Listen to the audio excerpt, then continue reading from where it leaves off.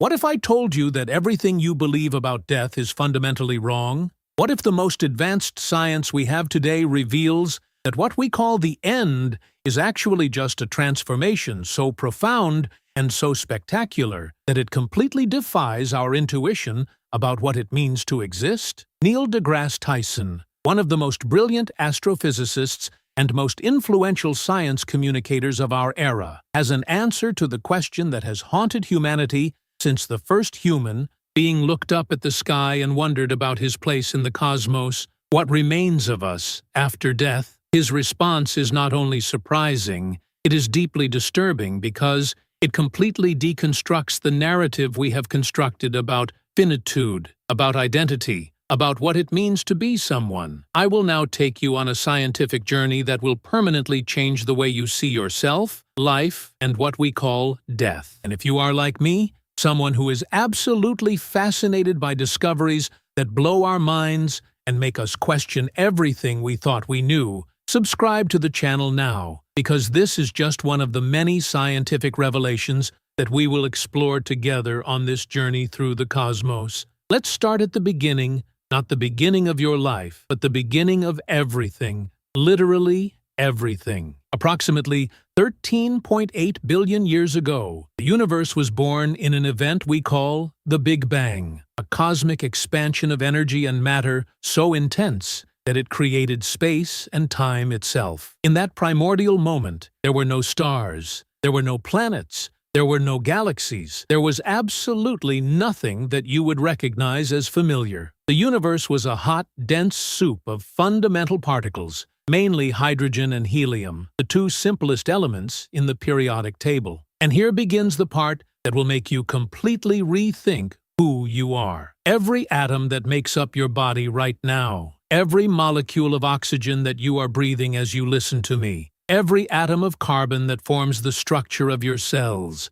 every atom of calcium that keeps your bones firm, every atom of iron that circulates in your blood carrying oxygen, all of them, without exception, have a story that began long before you were born. In fact, the history of its atoms began billions of years before the Earth even existed. Neil deGrasse Tyson explains this in a way that I find absolutely poetic and scientifically accurate at the same time. He says, "We are not simply in the universe, we are the universe. We are not temporary visitors in an indifferent cosmos. We are literally made of the same matter that makes up stars, nebulae, black holes, and the most distant galaxies." This isn't a comforting metaphor or poetic license to make us feel special. It's a verifiable, measurable, and profoundly revolutionary scientific fact when you truly understand its implications. Let me explain how this works, because it is fundamental to understanding why death, as we traditionally conceive it,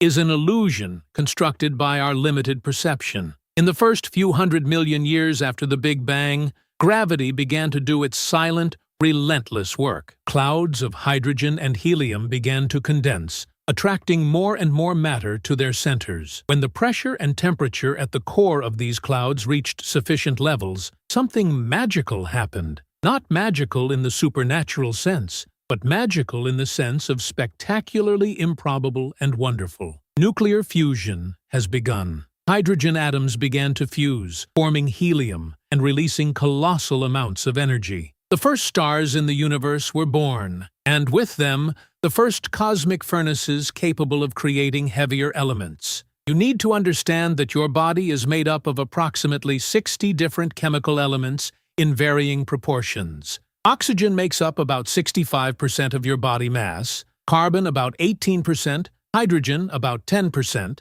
nitrogen about 3%, and the rest is a mixture of calcium, phosphorus, potassium, sulfur, sodium, chlorine, magnesium, and dozens of other elements in smaller quantities. Now here's the revelation that changes everything. None of these elements, with the exception of hydrogen and some helium, existed in the early universe. They were all created inside stars. When massive stars, those with a mass several times greater than our Sun, reach the end of their lives, they undergo a spectacular process of nuclear synthesis. In the cores of these stars, under unimaginable pressures and temperatures, Helium atoms fuse to form carbon. Carbon and helium fuse to form oxygen. Oxygen and helium form neon, and so on, in a cascade of nuclear fusions that creates increasingly heavier elements until iron is reached. Iron is special because it is the most stable element. Iron fusion does not release energy, it consumes energy. When the core of a massive star becomes predominantly iron,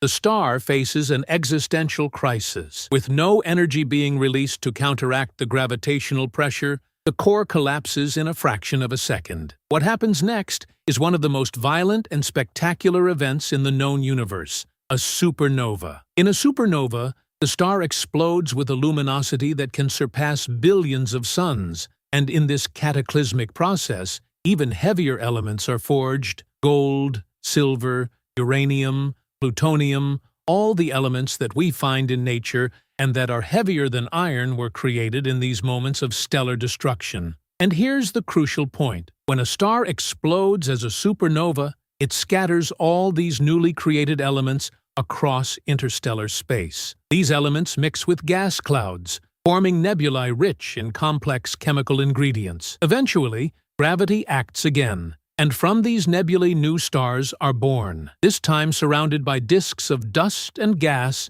that contain all those heavy elements. Planets form from these disks, and on at least one of these planets, the chemistry became so complex that it eventually produced life. You, me, all of us. Neil deGrasse Tyson sums this up memorably when he says we are stardust gazing at the stars. It's not poetry, it's nuclear physics. The carbon atoms that form the DNA molecules in the nucleus of each of your cells were literally forged inside a star that exploded billions of years ago. The calcium in your bones came from another star, the iron in your blood from yet another. You are literally a cosmic mosaic, an assemblage of atoms that traveled for billions of years through space before temporarily finding themselves in the configuration you call self. And this is where the conversation about death starts to become truly interesting and, as I promised, disturbing. What happens when you die? The scientific answer is not about souls leaving for other realms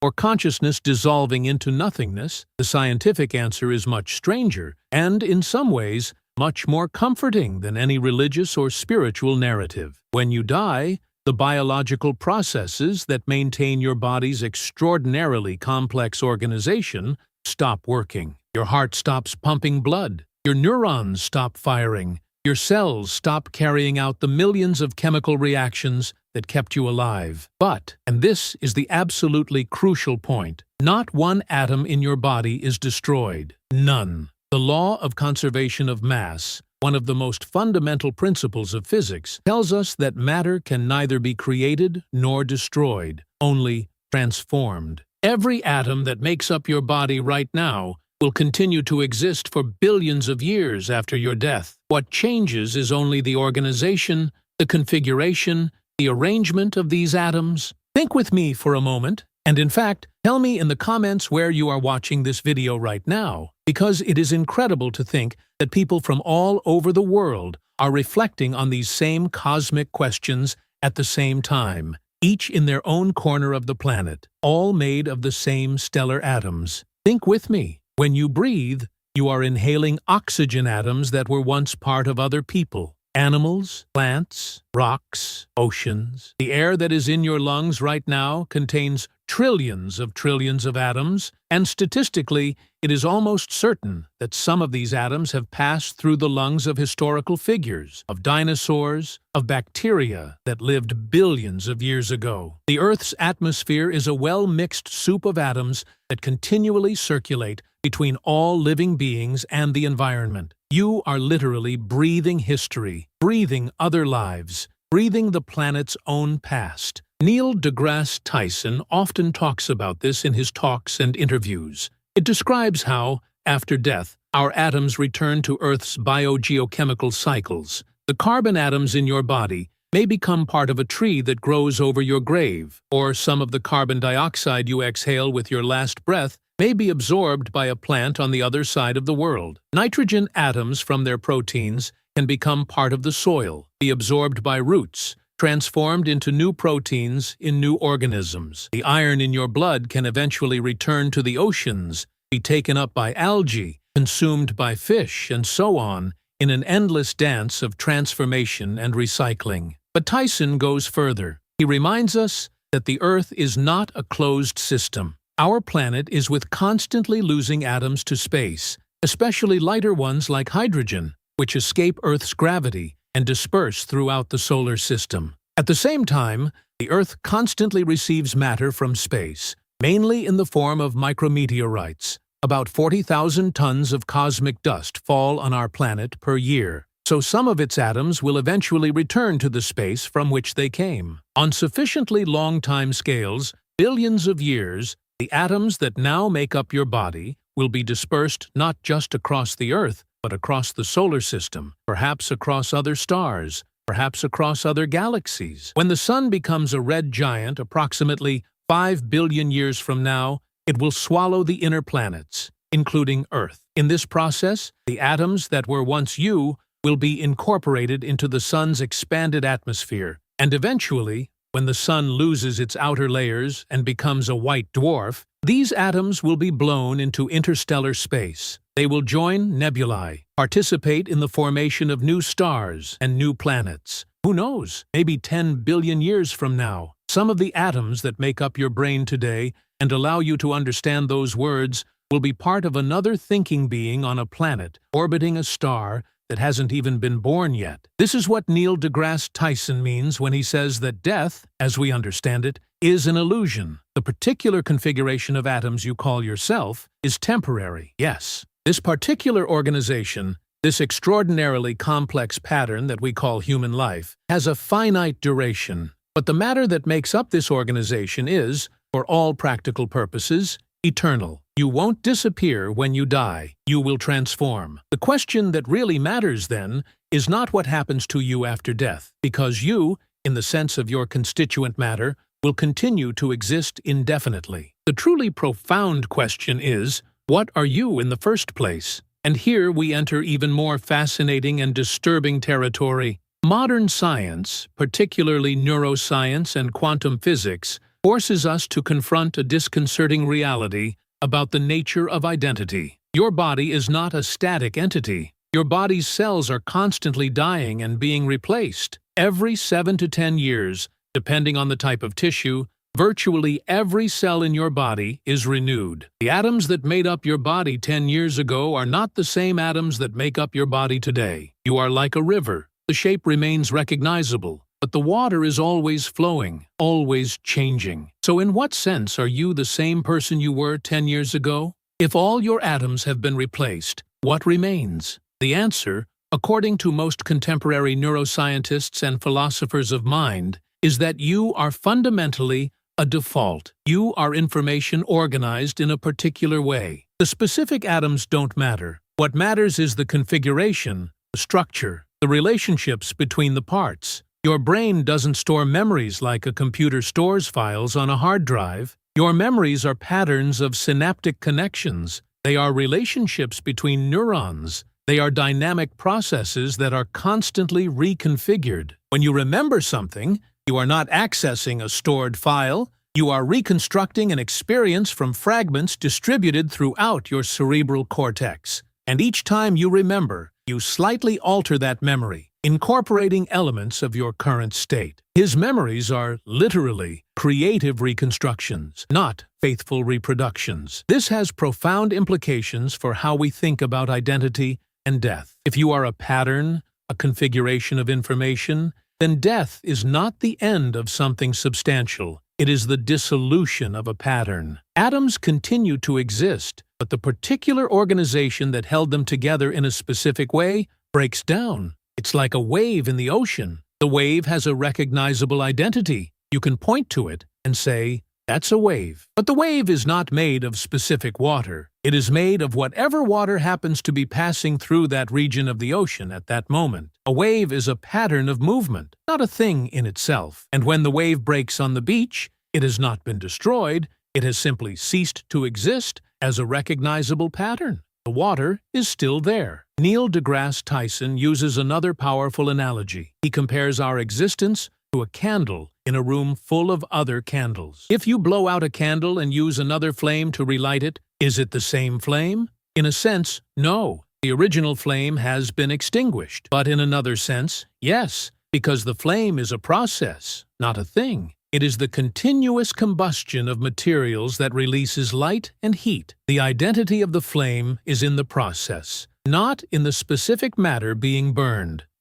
Likewise, your identity is in the process of your life, not in the specific atoms that compose it at any given moment. And here we come to one of Tyson's most provocative ideas about death. He argues that if our identity is fundamentally a pattern of information, then there are ways in which aspects of that identity can continue to exist after our biological death. Not in the supernatural sense of an immortal soul, but in the very concrete sense that the patterns that define us can leave lasting impressions on the world. Think about ideas. An idea is a pattern of information that can be transmitted from brain to brain through language, writing, art. When you read a book by someone who died centuries ago, you are literally allowing that person's thought patterns to reorganize the neurons in your brain. In a very real sense, part of that person's informational identity is now in you. Darwin died in 1882, but his ideas are still alive, reproducing, evolving, influencing new thoughts in millions of brains around the world. In terms of informational impact, Darwin is more alive today than most people who are biologically alive. This is not immortality in the traditional sense,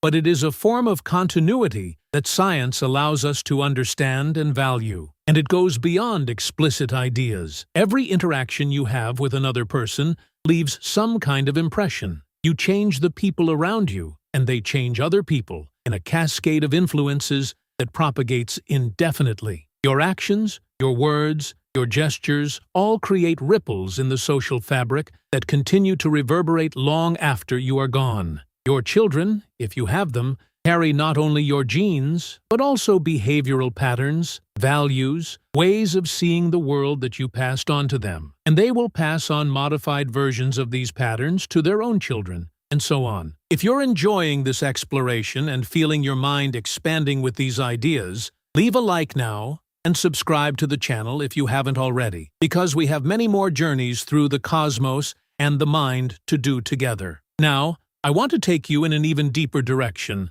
a direction that Neil deGrasse Tyson explores carefully but with intellectual honesty. The question of conscience. What happens to your subjective experience, to your inner self, that silent observer who is reading these words and thinking about them? This is perhaps the most difficult question in all of science, what philosophers call the hard problem of consciousness. Science is extraordinarily good at explaining the objective behavior of the brain. We know which regions activate when you see a red color, when you feel pain, when you experience love. We can measure patterns of neural activity associated with different mental states. We can even predict, with increasing accuracy, what a person is thinking based on brain scans alone. But none of this explains why there is a subjective experience associated with these processes. Why aren't we just biological robots processing information in the dark, with no one inside experiencing things? Why is there something that is like being you?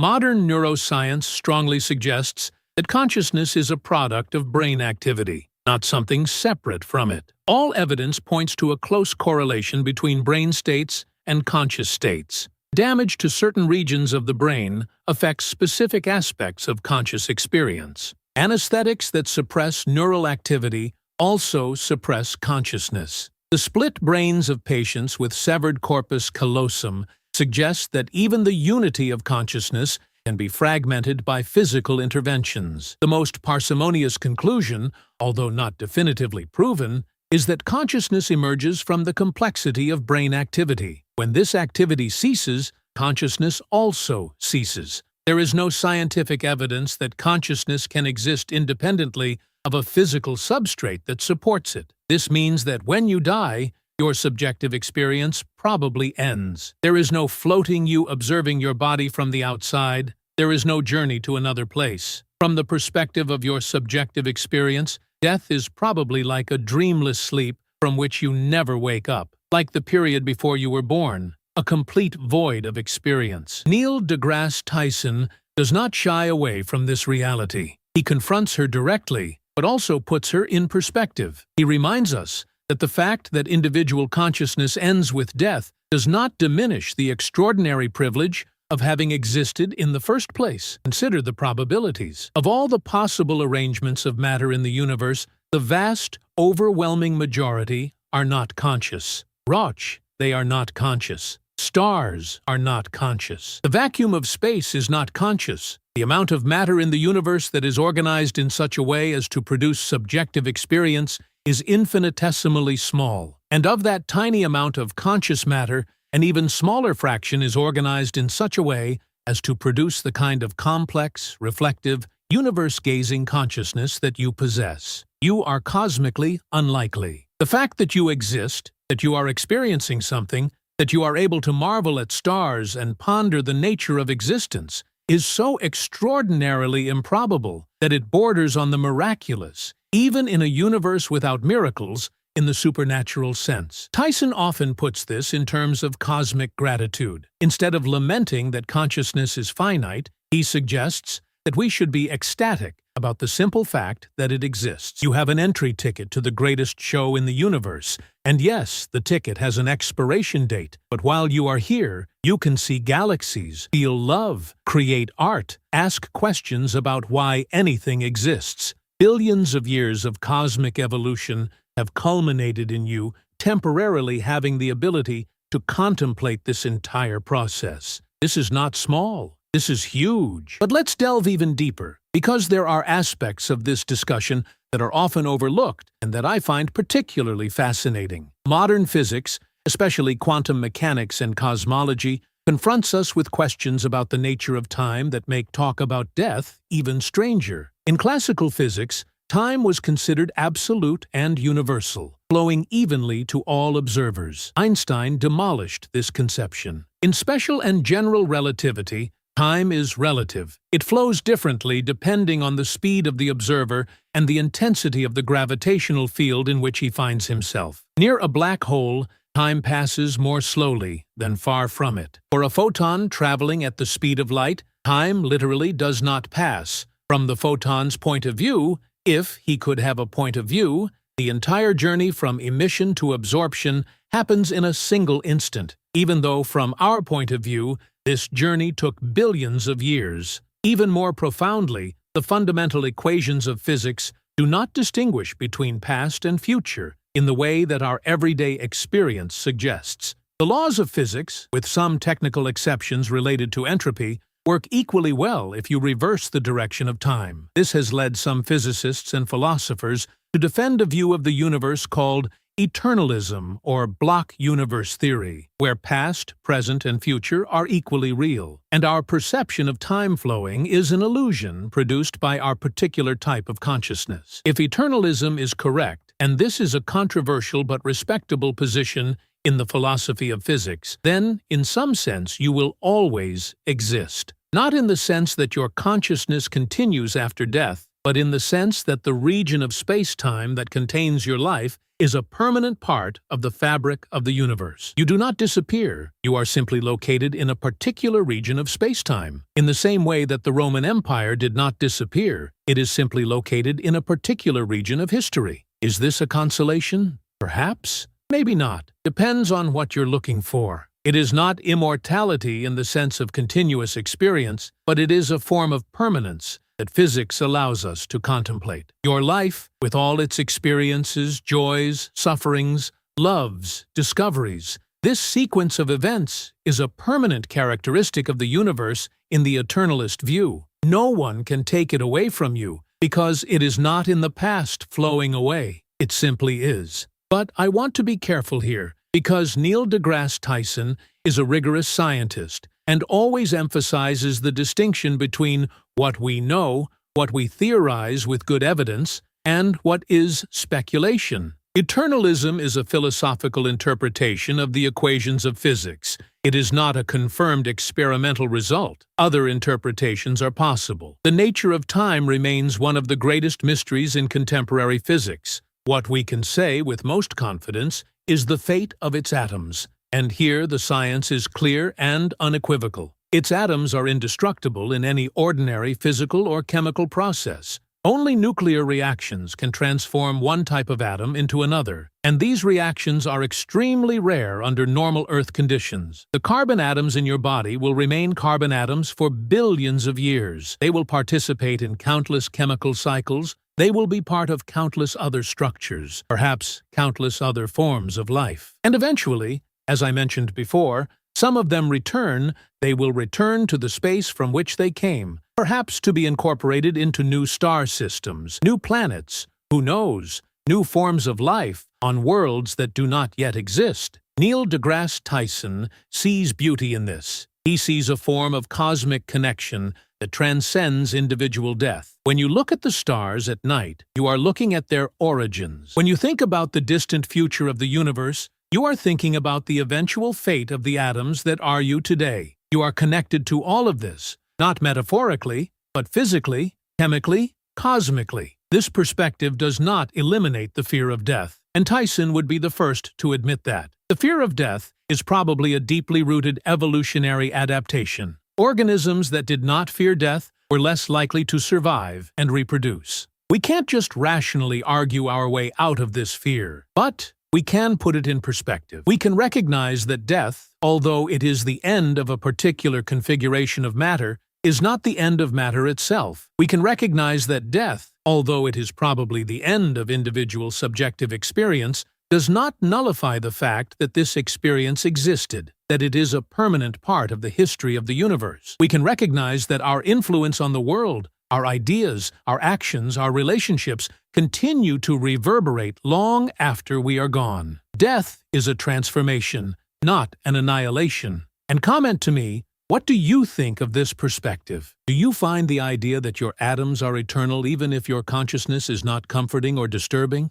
I really want to know what you think about this. There is another aspect of this discussion that I find particularly important and that Neil deGrasse Tyson often emphasizes: the ethical and existential implications of this scientific view of death. If death is a transformation and not an absolute end, if our atoms continue their cosmic journey, if our influence on the world persists through the lives we touch, then every moment of our existence takes on enormous weight and significance. Not because we will have to be accountable later, not because we will be judged by a supernatural entity, but simply because what we do now really matters, really has consequences that propagate indefinitely. Think about the responsibility this entails. Every action you take creates ripples that affect other people, who in turn affect other people, in a cascade of causality that extends into the future indefinitely. The good you do doesn't disappear when you die. It continues to exist in the lives of the people you helped, the institutions you supported,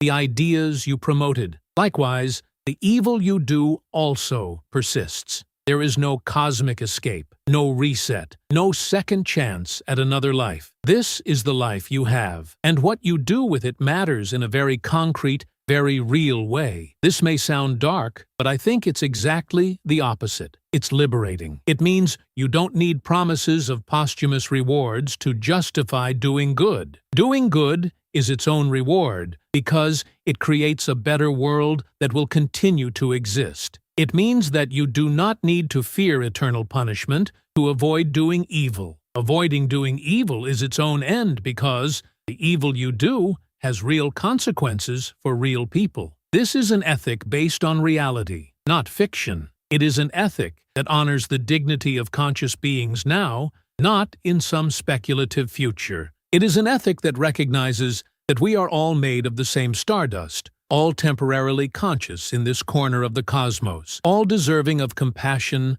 and respect, because consciousness, wherever it appears, is precious and rare. Neil deGrasse Tyson is often asked if the scientific view of the universe is not depressing, if the absence of pre-established cosmic purpose, the absence of a creator looking after us, the absence of life after death, does not make everything meaningless. His answer is always a variation on the same idea. The universe does not owe us meaning. Meaning is not something we find waiting for us out there. Meaning is something we create through our choices, our relationships, our passions, our discoveries. And this, he argues, is much more powerful than meaning imposed from outside. A meaning you create is genuinely yours. A purpose you choose is an authentic purpose. A life that you build consciously, knowing that it is finite, knowing that it is unlikely, knowing that it is precious precisely because it is transitory, that is a life lived with integrity and with courage. There is a passage from one of his talks that I find particularly moving. He talks about looking at the night sky and feeling not the insignificance that some people report feeling in the face of the vastness of the cosmos, but a deep connection. Because those stars that seem so distant and so alien to us are, in fact, our ancestors. We are made of them. They died so we could live. Every heavy atom in your body was forged in the heart of a star that exploded billions of years ago. You are literally made of stellar corpses, and that is extraordinary, not morbid. It is a cosmic heritage that connects us to the entire universe in a way that no human mythology has ever imagined. When you die, you are borrowing back what was never really yours to begin with. The atoms that temporarily formed the constellation called you will return to cosmic circulation, available to form new structures, new lives, new consciousnesses. There's nothing sad about that if you really understand what's going on. It is participation in a process much greater than any individual life. It is being part of the history of the universe. It is contributing to the continuous flow of matter and energy that constitutes everything that exists. I want to end this journey with a reflection that I think captures the essence of Neil deGrasse Tyson's message about death. He often quotes a poem by Rainer Maria Rilke that talks about how the things that seem transitory and ephemeral are actually the things that most deeply participate in eternity. A flower that blooms and withers in a week is no less real than a mountain that lasts millions of years. Both are temporary manifestations of cosmic processes that continue indefinitely. The difference is only in the time scale, not in the degree of reality or significance. You are like that flower. Your life is brief on a cosmic scale, incredibly brief, but it is real. It is meaningful. It is part of the fabric of the universe. And when you finish blooming, when your petals fall, life will not be over, just your private life. The atoms that were you will continue their journeys. The ideas that were yours may continue in other minds. The love you gave could reverberate in lives you will never know. Is this immortality? Not in the traditional sense, but its continuity, its participation. It is connection to something much bigger than the individual ego that we so fear losing. Death, as the disturbing title that opens this video says, is in a way a lie. No, because you, as a conscious subjective experience, will continue to exist eternally. But because the idea that something is permanently lost, that something is annihilated, that something simply disappears from the universe, that idea is scientifically false. Nothing is lost. Everything transforms. Its atoms are eternal. Its influence persists. And the universe, that vast arena of matter and energy in constant reconfiguration, continues its path, now slightly different because you existed, because you loved, because you thought, because you marveled at the stars that are your ancestors, and that will one day receive back the atoms they temporarily borrowed to create you. If this video made you think, if it expanded your perspective on life and death, on your place in the cosmos,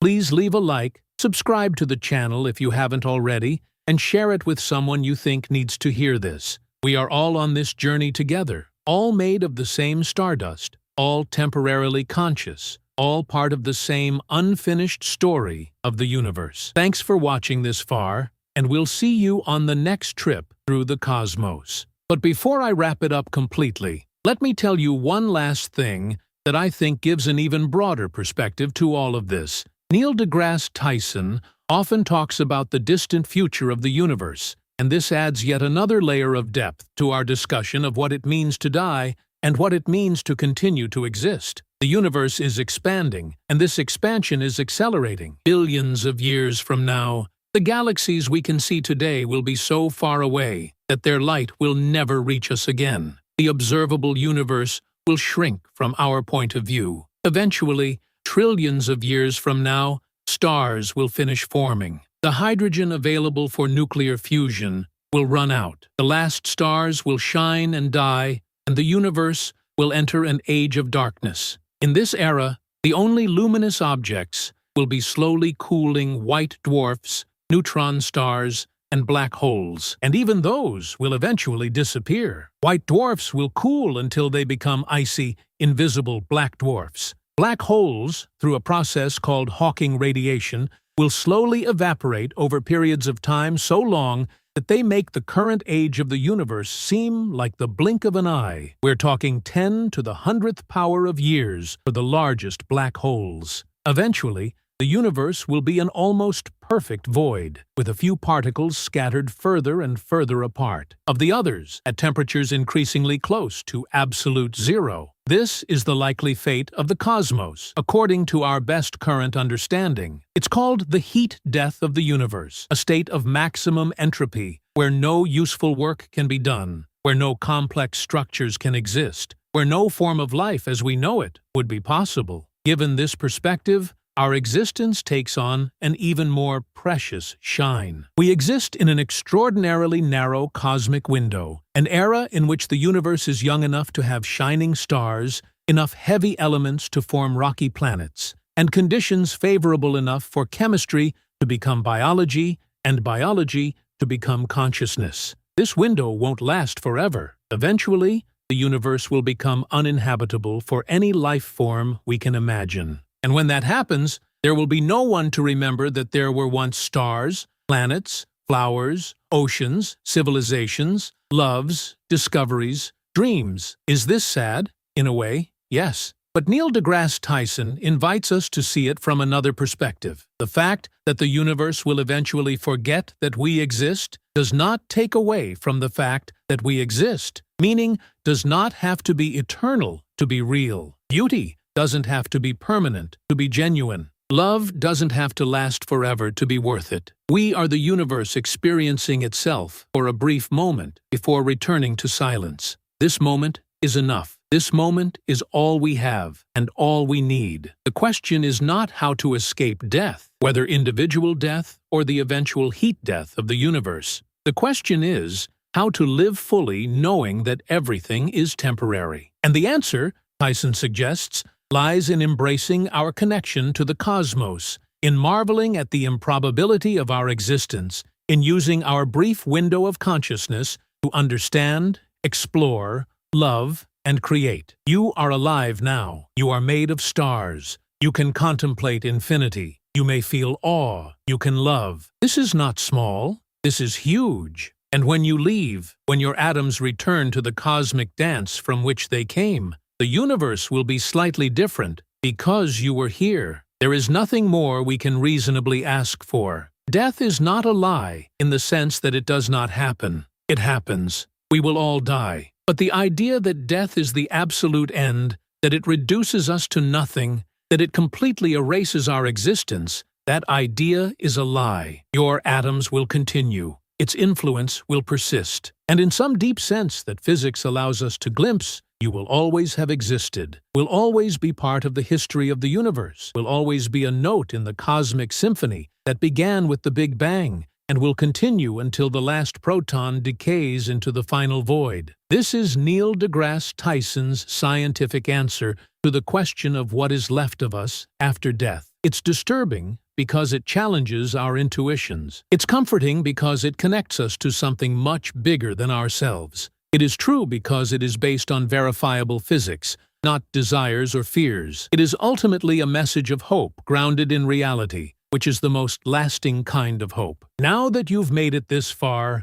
I have one last question for you. Which of these ideas impacted you the most? The eternity of your atoms? The persistence of its influence in the world? The precious improbability of your existence? Comment there. I read all the comments, and I love these conversations about the great mysteries of existence. And if you want to continue exploring the secrets of the cosmos with me, don't forget to subscribe, activate the bell, and stay tuned for the next videos. We're just beginning this journey through the universe, and I have many more fascinating scientific revelations to share with you. Until next time. Science shows us that our individual lives are chapters in a much larger story. the story of the universe itself, knowing itself through us. Every thought you have, every emotion you feel, every question you ask, all of this is the cosmos experiencing itself in a way that is only possible through conscious beings like you and me. When we contemplate the stars,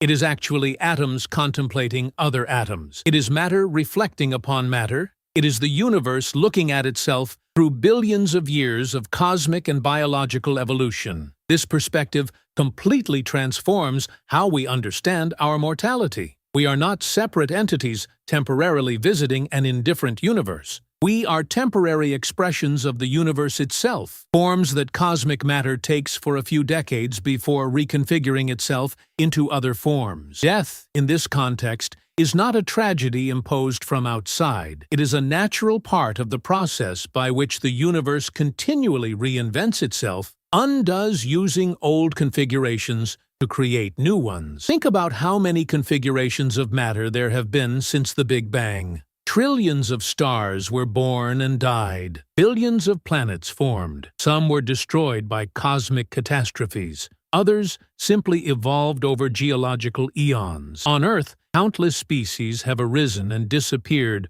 over the nearly 4 billion-year history of life. Each of these configurations was temporary, and each contributed to what came after. Dinosaurs were not a failure because they went extinct 65 million years ago. They were a spectacular success that dominated the Earth for more than 150 million years, and whose descendants, the birds, still fly overhead today. Likewise, you will not be a failure because your individual existence will end. You are an unlikely success, an extraordinarily complex configuration of matter that has managed to exist, think, feel, and wonder for a few decades in a universe that mostly consists of vacuum and barren rocks. That's Neil deGrasse Tyson's vision, and I think it offers something that many religious traditions promise but don't always deliver: a genuine connection to something greater than ourselves, a sense of cosmic belonging, a reason for gratitude that doesn't depend on unverifiable beliefs.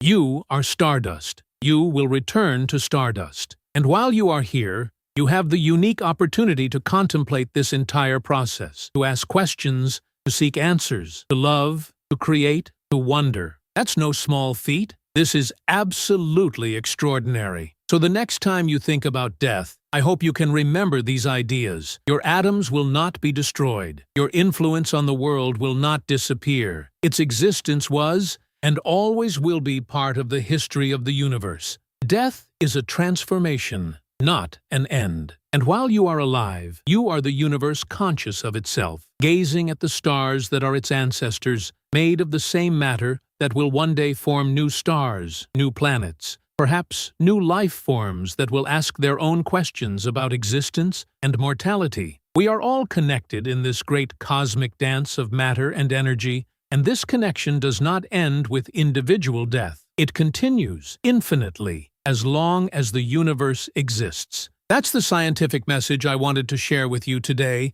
Neil deGrasse Tyson's message about what's left of us after we die. It's a disturbing message because it challenges our intuitions about identity and finitude. But it is also a deeply hopeful message because it shows us that we are part of something much bigger and much more lasting than our individual lives. And that, to me, is more comforting than any promise of eternal paradises or infinite reincarnations. It is reality, in all its strange and wonderful beauty, offering us a form of immortality that requires no faith, only understanding. Thank you for staying with me until the end of this journey. See you in the next video. Take care of yourself and never stop looking at the stars.